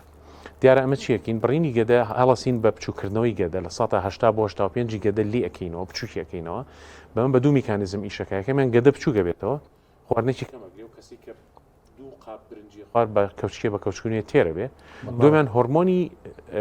برسێتیمان هەیە هۆرمۆنی گریلین لە بەشێکی گەدەیە ئەو بەشەشی بۆ لابین گریلین و لیپتین ئەوەی کە هەیە لە مێشک برسیمە خواردن ئەمە لە ئینسانی قەڵەوا زۆرە بۆیە دایمە تام و چێژ لە خواردنە بین ئەو ڕژێنە دەرنادری ئەو ڕژێنە دەرنای وای لەکەن و ئینسانێکی زعیف تەسەڕف کە ئینسانی زعیف کە برسێ بێ مهم نییە مهمە شتێ بچێتە گەدەی و تاو تێر بێ بەڵام ئینسانی قەڵەوانیە تام و چێژ لە خواردنە بینێ حەزی لە خواردنە هیوایەتی خواردن ئەم هیوایەتی بۆ نایەڵین ئۆکێ کە ئەماکەین کەسەکەی تر وردە دابەزێ لە چاوری لەشی سەرفەکە ئەوکو جەنابەت باسەکرد ئەی ماکەکانی چی دیارە زعیفە بێ باز دەواکەین زعیفە بێ خۆشی قەڵەوی ڕزگاری ئەبێت جسمی ڕێگە بێتەوە لە ئازاری پشت و زەخت و شەکرە تەنها زەخت و شەکرش لەوانەیە ڕزگاری ببێت لە هەمان کاتدا بە درێژایی مێژوو تاقە نەشتەرگەریە کە سەلماوە تەمەند درێژەکات نەشتەرگەری قەڵەوەیە دیارە تەمەند لای خۆی گەورەیە لای ئێمە نییە بەڵام ئەڵێ ئەو کەسانی کە قەڵەون 20 ساڵ لە تەمەنی فعلی خۆیان کەمترەژین بەهۆی قەڵەویانەوە زوو تووشی نەخۆشیەکانی شەکرە و چاوری و جەڵتەی دڵ و جەڵتەی دەماخە بن هەر لە بەرەش نەشتەرگەریەکان کاتێک 20 ساڵە خاتە سەر تەمەنی ئینسان زیایەکە ئەیبینە سەر ماکەکانی چین مەسەن بێژگە لە ماکەکانی کە لە کاتی نەشتەرگەری احتیمالە ڕووبە ئەم کەسانە احتیمالی هەیە تووشی نەقسی ڤیتامینات مثلا نەقد ڤیتامینی B12 B12 لە گەدەیە هەڵەمەژێت تۆ گەدەی بۆ نایڵیتەوە بەشێکی کەمی بۆ هێڵیتەوە ڤیتامینەکانی کەش ئەم کەسانی کە تووشی ئەم حاڵەتا بن کە بڵێن گەدەیان بۆ ڕووی خواردن کە مەخۆن کە تۆ ئەم خواردنە کەمە ئەم گەدەی ئەم خواردنە کەمە ئەگرێت ئەبێ نەسیحەتی ئەوەیان بکەین ڕێنماییان بکەین کە خواردنە بە سوودەکان بخۆن چۆگەر بێت و مەسەن هەیەڵ بەس بەخوا دوکتۆر حەزم لەیش خواردنە بەس جبسە خۆم یا بەس پەتاتا خۆم یا بەس ئاوی گۆشتە خۆم ئەمانە هیچ سوعرات دیارە سوعراتی حراریتیایە بەڵام مادەی بە سوودیتیانی وا لە شخصەکە کە تووشی نەقسی ڤیتامین و مادە بە سوودەکان بێت لەو کاتە شای ئەمە یعنی ئەبێ بەحەبیان کەواتە ئێستا وەکو زانستی پزیشکی وەکو پزیشکێک لە نێوان ئەو حاڵەتی کە کەسێک بڕینی گەدە ئەنجامدا یاخود بە شێوەی سروشتی چێشی دابەزێنێ کامەی بۆ پێشنیار دەکەن کامەی دەخەنە بەردەستی بەڕێی من هیچ مقارنەی نییە لە بینیان ینی هەتا ڕێگە سروشتێکە وەستا بێت قارسی گەدە و نەشتەرگەری نەکرێ باشە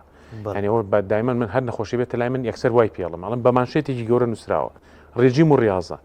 بەس بەداخەوە خۆی ئەوەی کێتە لای ئێمە لەوانەیە پێویست نەکە قسەی پێ بڵێن چۆی کێتە لای ئێمە ڕێگەکانی کەی تاقی کردوێتەوە بەڵێ ینی ڕێژیمی کردو ڕاضی کردووە تەحملی ناکات زۆریان هەیە لەوانەڵ دکتۆر 25 کیلۆ 30 کیلۆم دابەزانەوە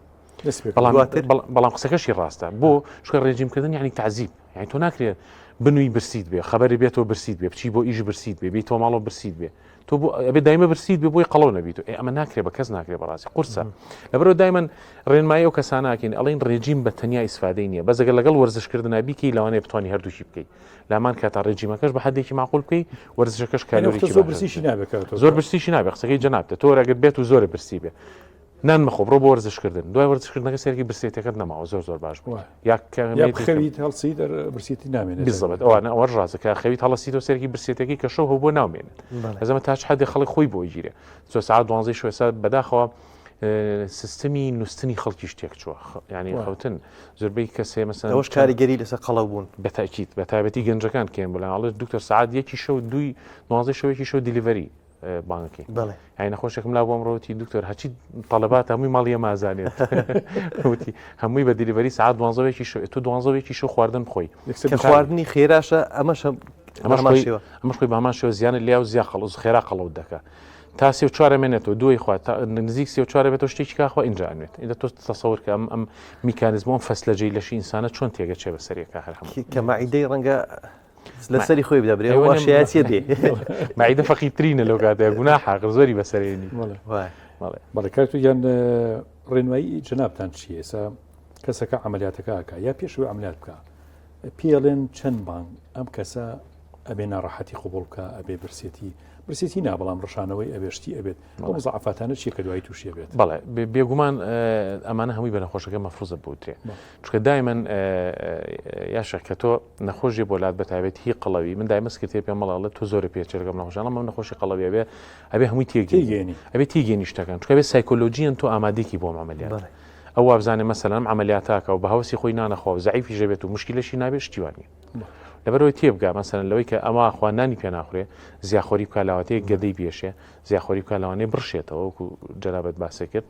و مەسەرەن لانی کەم تا 3 مانگ ئێمە بەرنامەجێکی خاصمانەیە بە لەژێر چاودێریمانەوێت و بەپێی ئەم بەرنامەیە بڕابڕێەوە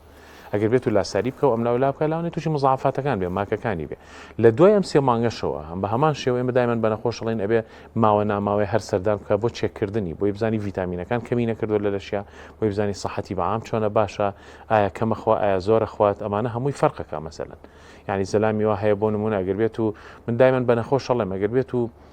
قارسی معیدە احتیمالی قەڵەوبوونەوەی هەیە بەڵام گۆڕانی ڕارۆ زۆر بەدەگمەن خەڵەوە بێت و کە گۆڕانی ڕارۆ بۆ نەخۆشێک ئەنجامین پێڵم ئەڵە من معنایەوە نییە تۆ دەست بخەیتە پشتی سەری ئەمە یارمەتی دێنێ بێت تۆ یارمەتیمان بێ دەستکاری ناکەنەوە لەو کاتە چەند ڕێگەیەک یەکێک لەوانە معیدەشی دەستکاریەکەین خارسی معیدی بۆکەین و ئینجای گوازینەوە هەشە معیدەی هەر قەتعکەین و یەکسەر ڕیخۆڵی پێوە ئەلیکێنینەوە جاریشکە ئەمە هەر پێڵێن ئەمیش هەر بە یارمەتیمان بێ ئەی تۆڵم تۆ زەلامێبی ئەگەر 24 ساعت دانیشیت و بەس شیرینی بخۆیت ئەوە ئەگەر بێت و گەدە و ڕیخۆڵەش بۆتیان ێڵم لەستە هەر قەڵەوە بیتەوە وانە ینی مەسەیەکی لە دکتۆرەکان کە مامۆستای خۆوانە باسی کرد لە ماوەتی نەخۆشێکمان هەبووە سەرەتانی گەدەی هەبووە سەرەتانی گەدە هەموو گەدەی بۆ لابراوە ڕیخۆڵی پێوە یوتی بەڵام ئەوە ناخوات و ئەوە شیرینی خۆ قەڵەو بۆ تۆ 20 کیلۆ زیایی کرد ئای تەسەوور کە سەرەتانی گەدەی معنای ئەوەی ئەنەبێ ئەگەر لە خۆ بێ معنای ئەوە نییە کە تۆ گەدەت نەما ئیتر قەڵەو نابیتەوە لە ژیان تا نابێ ئەگەر لە خۆ بێ ئەوی شەرعین بە هەمان شێوە قەڵەوە بیتەوە کاکتۆر ڕووی قسەکانمان هەموو لە پیاوان بوو ئافرەتان و ئەوانە ئێستا ئەو کەیسانەی کە هەتە بەراوردی بکەین یعنی ئافرەتان زیاترن لە بابەتی قەڵەوی یان پیاوان ئافرەتان زیاترن بێگومان زۆربەی زۆریان ئافرەتن ئەو کەسانێک قەڵەوم لە بەرەوەی هۆرمۆن و فەسلەجە و شێوەی ژیان لە وڵاتەشا بە تایبەتی بە نیسبەت ئافرەتەوە فەرقەکات زیاتر سەرەکی ئافرەت ئەبێت لە ماڵەوە خواردن حازرکە بێ ئاگای لە مناڵ بێ زۆر لە ئافرەتەکان مەسەلەن زیاتر لە ماڵەوە لای ئێمە لە ماڵەوە ژیانە بەنەسەر و ئەگەر ڕاستە بێ ماوەی ئەوەی کە احتیمام بخۆیان بن و زیاتر ڕاضەکەن و وەرزش بکەن و ئەمانە کەمترە بۆیان چکە سەرقاڵیان زۆرە بێژگەلەوەی کە مەسەلەن هۆرمۆناتە مناڵبوونە مەسەلەن سێرەکی ئافرەتمان هەیە زۆر معانەتی هێڵ دوای مناڵبوون من قەڵەو بوو بێگومان قسێ زۆر ڕاستە لە بەرەوەی گۆڕانی هۆرمۆناتە لە جسمی ئینسانەکە سێرەکی مەسەلەن مافرەتە شیرەیە کە شیریە زیاتر برسیە بێ خواردن زیاتر خۆ دوای خۆی پێ ناگیرێتەوە کە لە مناڵەکەش لە شیرە بڕێتەوە لەو کاتێ سێرەکی زۆر قەڵەو بێ گۆڕانی و هۆرمۆناتی ژنانە وای لێکەکە و ئافرەتە زیاتر قەڵەو بێ ینی هەیە بەڕاستی چەندەها جارباسیەکە ئەوەنە ڕاستەکەن کاڵێ دکتۆرک و قەڵەم وا بووم زۆر زەعیف بووم بەس کە مناڵم بوو سێرەکی زۆر قەڵەو بووم قسەی زۆر ڕاستە بەنسبەت ئافرەتانەوە لە ڕووی پزیشکی و ڕێنماییشەیە کە چۆن مامەڵە بکەن لە دوای بابەتی دووگیان بوونەوەی تووشی و حاڵەتە نەبێت خۆی یەک ئیشکال هەیە لای ئێمە ینی ئافرەتی دووگیان لەگە ڕێزما بۆیان زۆربەی زۆری واتە سەورەکە کە دووگیان بووی ترێ بێ زۆر بخۆوە ئەمەی غەڵەتەکە وازانێ بێ زۆر خۆشین زۆر ئەڵێ بۆی خواردنەکە بەشی مناڵەکەەوە بە زوان نییە تۆ گەر خواردنێکی ئاساییش خۆی بەشی خۆشت دەکات و بەشی مناڵەکەشت دەکات واتای ئەوە نییە تو زۆر خۆی بۆی خواردنێکی زیاد بۆ مناڵەکە بڕوە بۆ مناڵەکە ناڕەوە بەشی خۆی وەرگێ و هەمووی لە لەشی تویا بە چەوری کۆ بێتەوە جارێکیکە لەبەرەوەی کە مەسەلەن سێرەکی دوای مناڵبوونەکەشیان ئەو زۆر خۆریە خۆیان پێ ناگیرێتەوە ئەمەیە ئیشکالەکە بەڵام ئەمەشیان مەسەلەن قورسە بەو خانمانە بڵێ دوای مناڵبوونەکە بڕۆ وەرزشکە چونکە دوای مناڵبوونەکە باکسە ئەو کاتە زیاتر سەرقاڵە بێ بە مناڵێکی مەلۆتکە و تازە لەدایک بوو چۆن ئیتیمامی پێبات چۆن بەخێوی بکە وەنیە بەڵام میتر هەر ئەوەیە بێ دایمە باز لەوە ئەکەمەڵم ئینگەر ئینسان زۆر مەشغوڵیش بێ لە ژیانە مەفروزە ساعت و نیوە بۆ 2 ساعت بۆ لەشی خۆشی بدۆزێتەوە بۆی تۆزێ وەرزش بکات جا کاک دکتۆر ئەو پرسیارەش هەبوو کە یعنی ئەو ئافرەتانەی کە چێشیان زیاتە لە بۆ بابەتی دووگیانیش کە ڕێگرەوانە بێگومان یەکێک لە سەبەبەکانی نەزۆکی لە خانمانە قەڵەویە کە بۆری هێلکەدانەکان لەوانەیە بگرێت چوری کە هۆرمۆناتیان تێگەچێ هۆرمۆنی نێرینەیان زیاکە لەوانەیە مەسەرەن هێلکەکانیان باش نەبێ تووشی کیسی سەر هێلکەدانە بن لەبەرۆ زۆر جار هەیە پزیشکی پسپۆری ئافرەتان پیانەڵێ بڕۆ لە پێش هەموو شتێکەوە کێشە دابەزێنە کە کێشی دابەزان دوای ئەوەی ئینجایتر لەوانەیە دووگیان ببێت. باش لە ڕووی ڕۆشنبیری کاک دکتۆر ینی ئەو ڕۆشنبیریە تەندروستیەمان هەیە کە کاتێک کەسێک قەڵەو بۆ ڕۆشنبیریەکی هەبێ کە چۆن بزانی تایمی خواردنەکانی ڕێک بخە خەوی ڕێک بخە لەوەی تووشی ئەم بابەتی گەدە بڕین و نەشتەرگەریە نەبێ. بەداخەوەڵێم زۆر خەڵک زۆر کەس لە کوردیشە لەخوا بەزیابێ ڕۆشنبیری ئەویان هەیە زانیاری ئەویان هەیە ناڵم هەمووی دیارە لەوانەیە بەقەدەر پزیشکێنەی بێ بەڵام زۆریان هەیەە لەو زانستە بەڵام تەطبیقی ناکەن.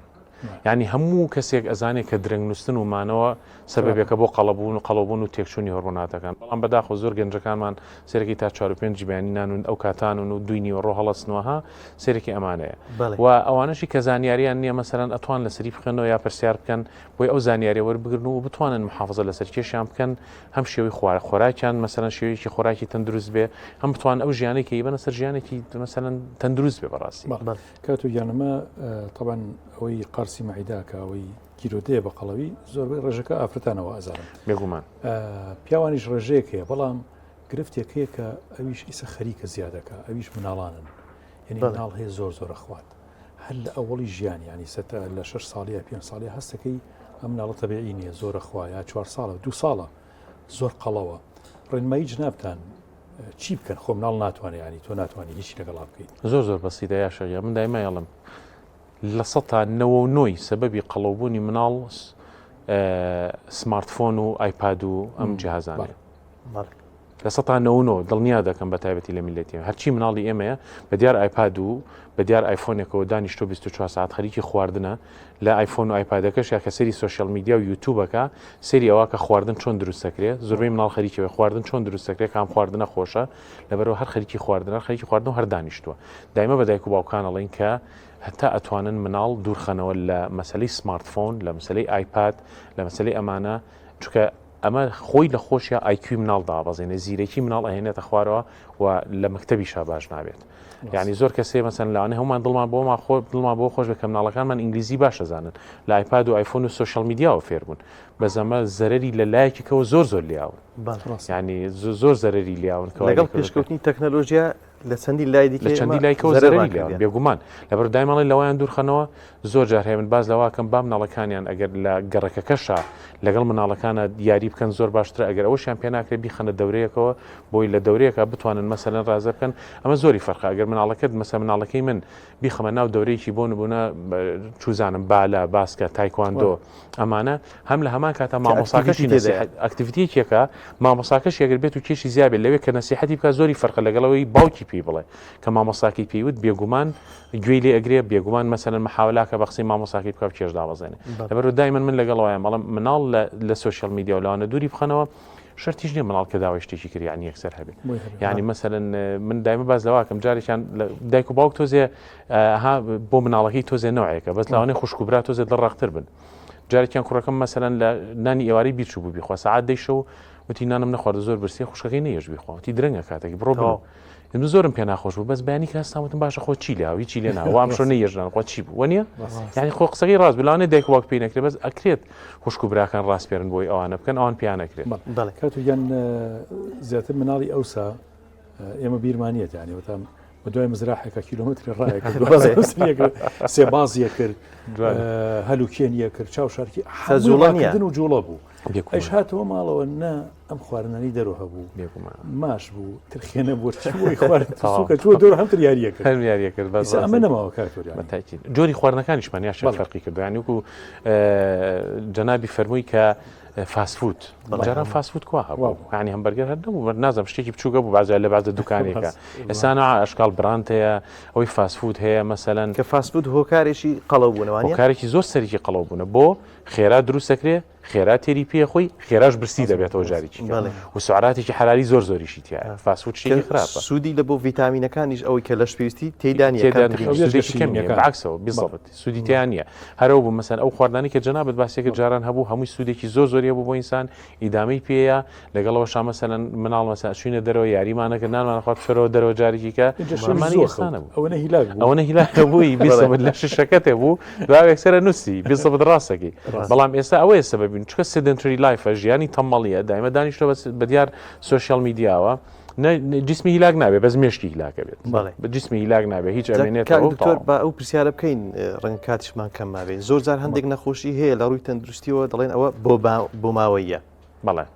ئایا شتێک هەیە بەناوی بۆ ماوەی لە بابەتی زیادبوونی چێش و قەڵەوی بەڵێ دیارە چەند سندرۆمی هەیە پرادر ویلی سندرۆم پیکویکیان سندرۆم پیکویکیان ئەوەیە کە مەسەن سنتەری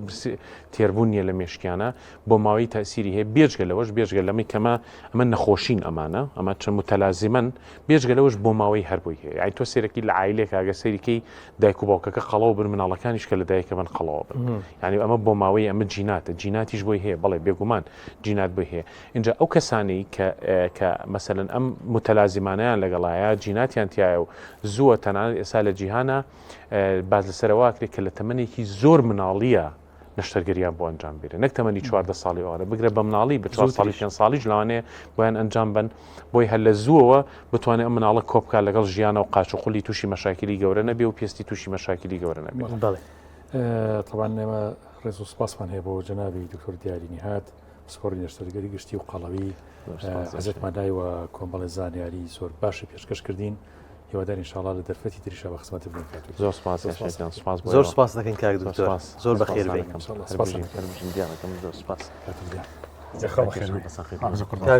خێر بێ لەوە گوڵستان حەزێتان کێشان قوربانتانم یا شێخ گیان ئەفۆن قوربان گیان قوربانە بم زۆر سپاس بە جەنابتان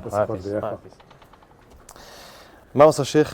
بچینەوە لای شێف وانە بەڵێ کاتی بزانین گەیشتە چێن دەرسی کردەوە عادەتمان وایە ئێواران تۆچی تۆ بۆ منیش خەریکی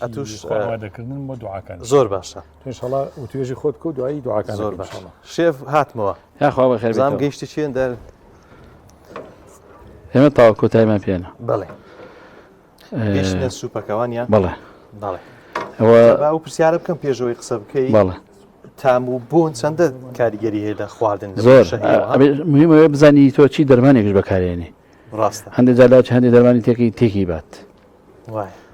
بۆ نمونە سە تۆ ناتوانێت ئەمە جاتری تێکی چونکە خۆی مە شویتە پێویست ناکە جاتری تێکی شێف هەندێک شت هەندێک خواردن هەیە ڕەنگە کەسانی کە ئێستا تەمەشامان دەکەن کەمیەکەی نەزانن چەندی تێ بکەن بۆ نمونە تو لەو منجەرەی دروستت کەمیەکە دیارە ئەدی ئەگەر خێزانێک فراوانتربی بێوێ زیاتر دروستکە خۆی عادەتەن ژنان لە ماڵەوە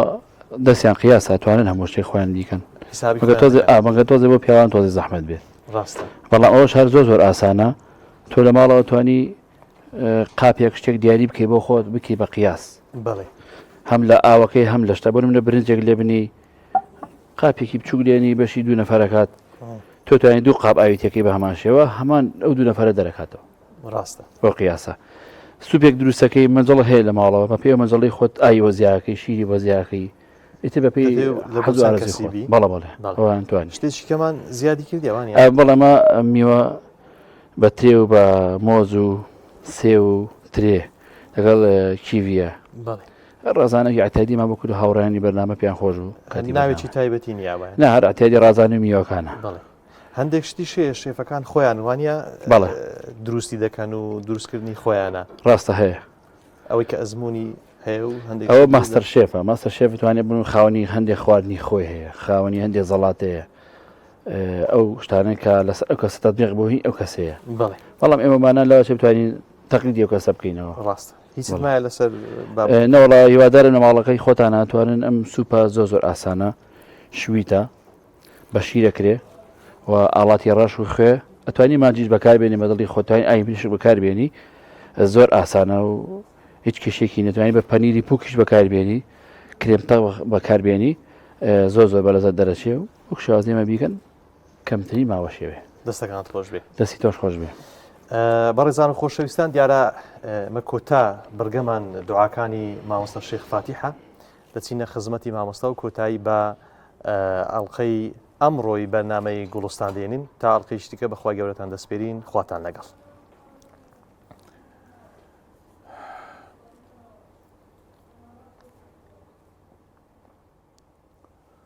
بسم الله الرحمن الرحيم. الحمد لله رب العالمين، والصلاة والسلام على سيدنا محمد وعلى آله وصحبه أجمعين. إلهنا ربنا ظلمنا أنفسنا وإن لم تغفر لنا وترحمنا لنكونن من الخاسرين. اللهم لا تجعلنا مع القوم الفاسقين، واجعلنا من عبادك الصالحين الفائزين برحمتك يا أرحم الراحمين ويا أكرم الأكرمين ويا غياث المستغيثين. أغثنا يا ربي خوايجان. أو سر نهنياني عبد صالح كاني تو بويان لخزمتو يا بأيمشي ببخشا. أو إخلاص دا مزراوي أوان هيان بو بأيمشي ببخشا. أو تقوى خوا پرستی و عبادة بردوامي أوان هيان بو بأيمشي ببخشا. بخشا كان زور زور يا رب. نعمة كانت تنها أو مادة وخواردن و پارە و سەرۆت و سامانەن یەکە لە دنیای بینین. نعمەتە گەورە كانت ئەو نعمەتە معنەویانەیە کە بە عەبدە ساڵحەکانی خۆت، بە دۆستە نزیکەکانی خۆت، بە ئەولیا و ساڵحەکانی خۆت یەبەخشی. ئەو ڕێگەمان پیشان بدە یا رب. بمان کەرە ڕێبواری ڕێی خواناسە ڕاستەقینەکان، بمان کەرە ڕێی ئەولیا و دۆستەکانی خۆت، شەهیدانی ئیسلام، ئەسحاب و پێغەمبەران و هەموو چاکانی خوا یا رب. یا ربی خوای گیان، ئەو کردەوە باشانەی لای تۆ خۆشەویست بوون و ئەوان ئەنجامیاندا، بیخەرە دڵی ئێمە، بیخەرە دەست و قاچی ئێمە، بیخەرە ناو کردەوەکانی ئێمە، فکرمان مەشغوڵ کە پێوەیە ئیلاهە العالەمین تا ئێمەش ئەنجامی بدەین. ئەو ئیخلاصەی دڵی ئەوانی تەنی بوو بەشی ئێمەشی لێ بدە یا رب العالەمین. ئەو دامەزراویەی کردتە خەڵاتی ئەوان و بەو خەڵاتە گەورە و بەو ڕووسوریە گەورەوە گەڕانەوە بۆ لای تۆ بەشی ئێمەشی لێ بدە یا رب العالەمین. تەوفیقاتی خۆتمان لێکەم مەکەرەوە، ڕزقی عیبادەت و دینداریمان زیاد بکە یا رب.